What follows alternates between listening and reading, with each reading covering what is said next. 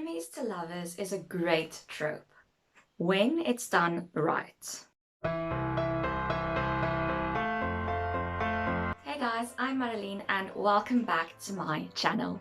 So today we're doing the last video for Romance Month, and that is tips on writing enemies to lovers.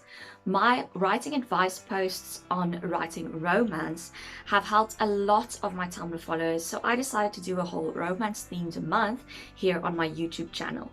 If you haven't seen the other 3 videos, then be sure to check out my channel. Now, let's dive into today's content. Alright, so tip number 1 is choosing the right level of enemyness. I hope there's not a better word for that. If there is, please be sure to leave it in the comments below. So I don't think that all types of enemies will be able to go from enemies to lovers.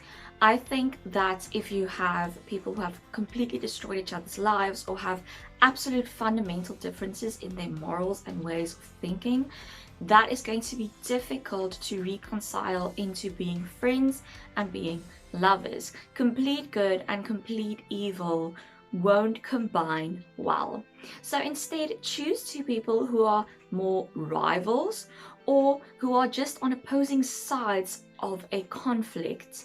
That would mean that they are perhaps obligated to be against each other, that they have been indoctrinated into different ideologies, things like that. People who are on different sides, but who are not necessarily fundamental enemies in their hearts. I'm thinking about like Zuko and the gang in Avatar: The Last Airbender. They could also perhaps be on different sides because one of them has been misinformed or has been led astray, something in that direction. Then they should have deeper things in common. The things that unite them, the things that they share, should be stronger or deeper than the things that divide them or put them on opposing sides.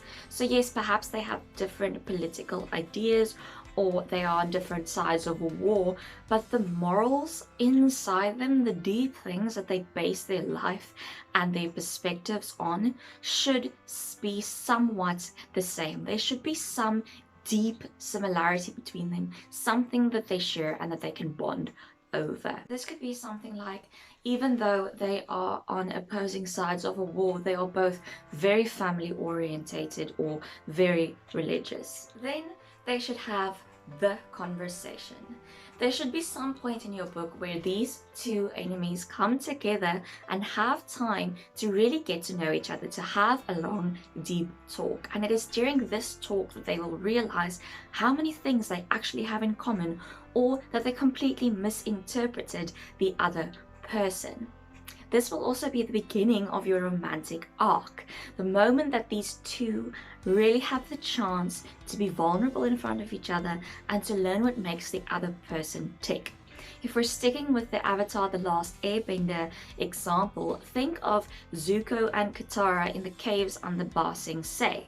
Now I know these 2 characters didn't end up together in the end, but most of the fans wanted them to. There was definitely a lot of chemistry between them. So you can take that moment and really use what the writers did there for your enemies to lovers trope. Then next up is chemistry. This is often the thing that will make readers ship enemies to become lovers. There's some form of chemistry between these 2 characters. They have a good rapport or good banter. They have inside jokes. They just get each other. They have easy conversations. It just flows naturally between them. Whatever form of chemistry, whether it's physical, emotional, mental, just humorous, there has to be something that connects these characters that you can see there's definitely a spark or interest there. Then there's the eventual unification. Now, unless you're writing a story where they remain on opposing sides and only meet once in a while, which is also a good idea, you're gonna have to have one character coming over to the other side. What I would recommend for this is having it be for moral rather than sentimental reasons. So the character's connection to the other character in your couple should be one of the reasons they consider shifting their alliances or coming over to the other side, but it shouldn't be the only reason. They should realize that their side is wrong, or that they have been misinformed, or that they should have been on the other side this whole time. It shouldn't just be because they are attracted to that specific character. I think that this will make the relationship much stronger and show that there is a deeper level of understanding and similarity between these two characters. It shouldn't just be, oh, I really like this person, so I'm going to change all of my alliances to get in her pants. Like, no. So yeah, there are a lot of ways to write enemies to lovers, but this is what I would do if I were writing this trope. Thank you so much for watching. If you enjoyed these tips, please be sure to give it a thumbs up. Remember to check out the other 3 videos in my romance themed month. And then if you want writing advice videos every single Friday and tons of bonus content, you have to hit that subscribe button and ring that little bell. As always, you can find me on my website, Instagram, Facebook, Tumblr, and Twitter. All the links are listed below, and then I will see you guys in next week's video. Bye!